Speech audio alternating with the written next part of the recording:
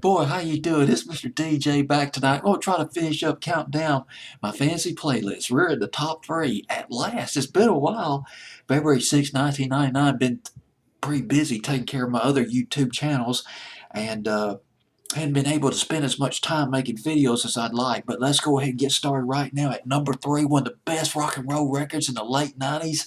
Boy, I flipped when I first heard this record. Sort of a tongue-in-cheek I don't want to use a tag. I'd probably say a satire of the posers, the people who they get into hip hop not because they're into the culture of hip hop, but because they want to feel tough, feel sexy. But I'll get into that in just a minute. Number three, Offspring, Pretty Fly for a White Guy. I remember watching this video on MTV. It was a pretty funny video back in early 1999. Offspring, now Offspring's from the 90s. But they formed back in 1984. They go back to 1984. They're originally known as Manic Subsidal. Now that sounds like a cool punk rock name right there. Manic Subsidal. They changed later on to the Offspring. They've undergone some personnel changes over the years. Started out as a four-man band. The two constants in that band was Dexter Holland. He was the rhythm guitarist, and Greg Kay, the bass player of Offspring. And they didn't really get big. Their third album came out in 1994. It wasn't until 1994, the album was called Smash, that really put them on the map. The hit records come out and play, and there was Self-Esteem. Self-Esteem was a very powerful record. It was raw and powerful. Gotta Get Away, another rock and roll record. Here's the thing about Offspring. They rode that wave of a sort of a punk rock renaissance that was taking place in the 90s. You had Green Day, you had Rancid. This is a most interesting thing. Let's go back on the history of this real quick. When punk rock came, well, it tried to come to America from England. The Sex Pistols, the Clash, they did not take off here in America like they did in England. The Clash had a couple of hit records over here in the States. Rock the Casbah was probably one of their most commercial successes here in the state, but they didn't have the traction. Punk rock, the attitude of it, didn't have the traction here in America as it had in England. Many parts of England in the late 70s. You had Billy Idol and Generation X that was pretty popular in England in the late 70s, but not so much here in the States. The ironic thing is, here in the States, punk rock started in America. Right here. Music Machines Talk in 1966, early 67. That was raw. It was rock. And I know there were others. I'm thinking Psychotic Reaction, but that's not really a punk rock record. But you get the idea. England reinvented punk rock, but it didn't get any traction here in the States. Because the States in the late 70s, they were in a far different place than they were in the 60s.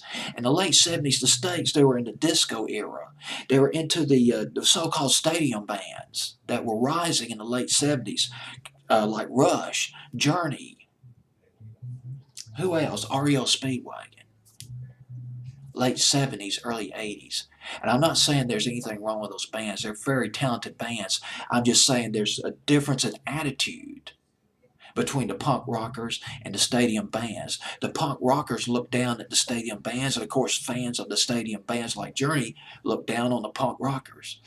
But now we go into the 90s, and there's this malleability in American culture that somehow became more accepting of punk rock. Thus, you had finally punk rock, as we know it today, rising in America. Green Day, Rancid, you got Offspring. Now let's go to this, I think it's the fifth album by Offspring, called Americana. Americana, it was their fifth album. It debuted at number 6 on Billboard's Top 200 charts. It was on Billboard's Top 10, Top 200 album charts for about 22 non-consecutive weeks. It was a huge album. Went platinum 5 times over. Some of the hit records, of course, Pretty Fly for a White Guy. I'll get in that in just a minute. Why Don't You Get a Job? That was a brilliant record by them. And Pretty Fly for a White Guy did not do too well here in the States. It went to number 53 on Billboard's Hot 100, but remember, it wasn't played that much on the top 40 radio stations. Now, isn't that a crying shame? Top 40 radio stations are top 20. I guess they call them top 20 CHR stations. They've passed up so many great records over the past, particularly the past 25, 30 years, and this was one of them. Went to number 3 on the modern rock tracks. Of course, MTV, they showed the love for this record. Hot, heavy rotation on MTV. They played this thing like you wouldn't believe. Early 1999. This record, I've got here a statistic. I don't know how I got this. 175,000 copies sold the first week. I believe that's the album itself. If that verifies, that's a lot of copies first week. Americana did very well in Europe. Let me pull up the charts for you real quick. This is for Wikipedia. Went to number 1 in Finland. This song went to number 1 in Ireland, Japan, Netherlands, Norway. They listed various charts. Number 1 in England. This is on their pop charts. This ain't on their rock charts. Well, anyway, coming in at number 3 on my fantasy playlist. Oh, by the way, dadgummit, I forgot. Dexter Holland talked about this record. He was kind of making fun of the white guys in Omaha, Nebraska. I mentioned this a little bit. I alluded to it a little bit earlier in the video. But he's making fun of some of these white guys in Omaha, Alaska, who weren't into the hip hop culture, not immersed in it, but they took some of the superficial things from it, so they can make themselves look tough. Hey, I'm bad. I'm bad like the rappers, man. I'm badder than Ice Cube. But they're more like, well, anyway, or just make them look sexy or attractive, something like that. Well, anyway, it was sort of a tongue-in-cheek record. It's at number 3 on my fantasy playlist, February 6, 1999. Pretty Fly for a White Guy by Offspring.